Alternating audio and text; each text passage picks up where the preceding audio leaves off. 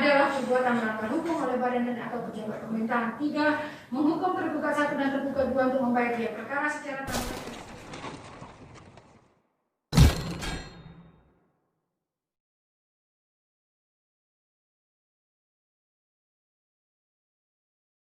Masih ingat pemblokiran akses internet selama 14 hari di Papua dan Papua Barat pada Agustus 2019?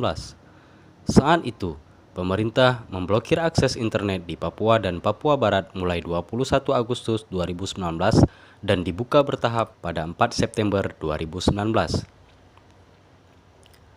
Majelis Hakim Pengadilan Tata Usaha Negara (PT-UN) Jakarta memutuskan bahwa Presiden Republik Indonesia serta Menteri Komunikasi dan Informatika Menkominfo bersalah atas pemblokiran internet di Papua dan Papua Barat.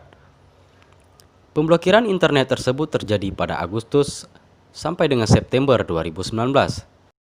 Setelah aksi demonstrasi yang berujung kerusuhan terjadi di sejumlah wilayah bumi Cendrawasih, menyatakan perbuatan tergugat 1 dan 2 adalah perbuatan melanggar hukum oleh pejabat dan atau badan pemerintahan, kata Hakim Ketua Nelvi Christine dalam sidang pembacaan putusan tersebut. Majelis Hakim merinci perbuatan melanggar hukum yang dilakukan kedua tergugat.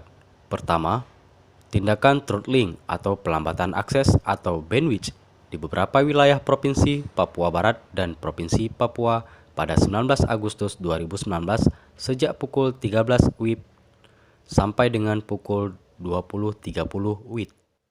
Kedua, pemblokiran layanan data dan atau pemutusan akses internet secara menyeluruh di Papua dan Papua Barat pada 21 Agustus 2019 sampai dengan setidak-tidaknya 4 September 2019 pukul 23 WIB.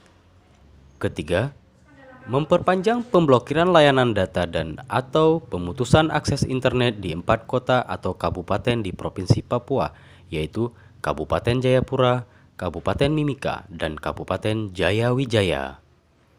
Kemudian, 2 kota atau kabupaten di Provinsi Papua Barat, yaitu Kota Manokwari dan Kota Sorong, sejak 4 September 2019 pukul 23 WIB sampai dengan 9 September 2019 pukul 20 WIB. Majelis Hakim pun menghukum tergugat 1 dan 2 membayar biaya perkara sebesar Rp457.000.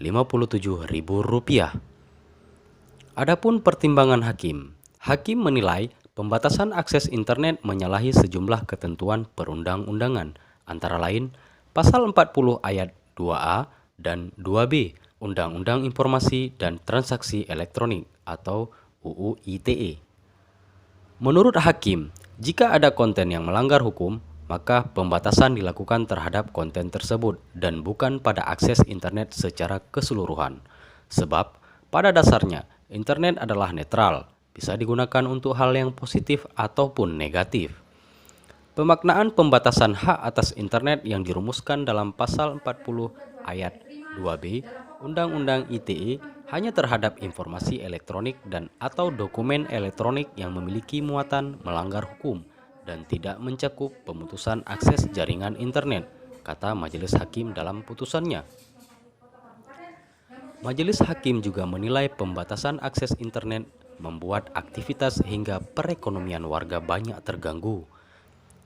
Adapun penggugat dalam perkara ini adalah Gabungan Organisasi Masyarakat Sipil, yakni Aliansi Jurnalis Independen atau AJI, YLBHI, LBH Press, ICGR, Elsam, Sevenet, dan lain-lain. Dalam gugatannya, mereka menuntut pemerintah tak mengulangi pemblokiran internet lagi di seluruh wilayah di tanah air. Mereka juga menuntut Presiden Joko Widodo meminta maaf secara terbuka atas pemblokiran internet yang telah dilakukan. Namun, dalam putusannya, Majelis Hakim hanya memvonis Presiden Jokowi dan Menkominfo bersalah tanpa harus meminta maaf. Kendati demikian, Ketua Bidang Advokasi YLBHI Muhammad Isnur tetap menyambut baik putusan ini. Ia mengucapkan selamat kepada masyarakat Papua atas dikabulkannya gugatan ini.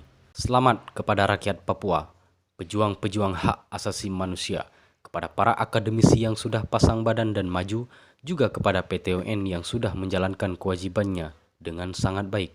Mari kawal lebih lanjut jika ada banding, kata Isnur.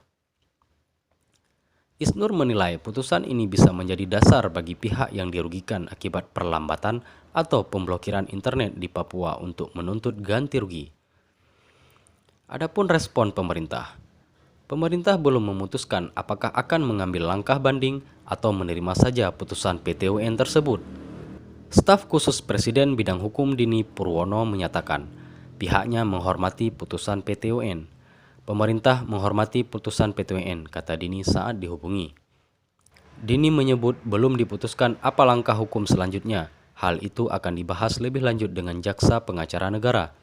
Yang jelas, masih ada waktu 14 hari sejak putusan PT UN untuk putusan tersebut berkekuatan hukum tetap, kata dia. Hal serupa disampaikan Menteri Komunikasi dan Informatika Johnny G. Plate. Kami menghargai keputusan pengadilan, tapi kami juga mencadangkan hak hukum sebagai tergugat. Kami akan berbicara dengan Jaksa Pengacara Negara untuk menentukan langkah hukum selanjutnya, kata dia. Johnny juga menegaskan bahwa keputusan pemblokiran internet ini diambil demi kebaikan masyarakat, sebab saat itu masyarakat di Papua sedang panas akibat tindakan rasialisme yang dialami mahasiswa Papua di Surabaya. Jika akses internet tetap dibuka, pemerintah khawatir penyebaran informasi hoax justru bisa memperparah kerusuhan.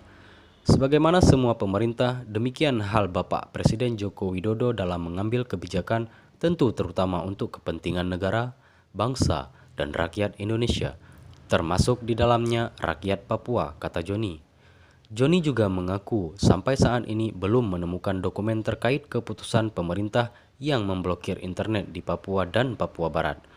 Saat pemblokiran itu dilakukan, Menkominfo masih dijabat oleh Rudiantara.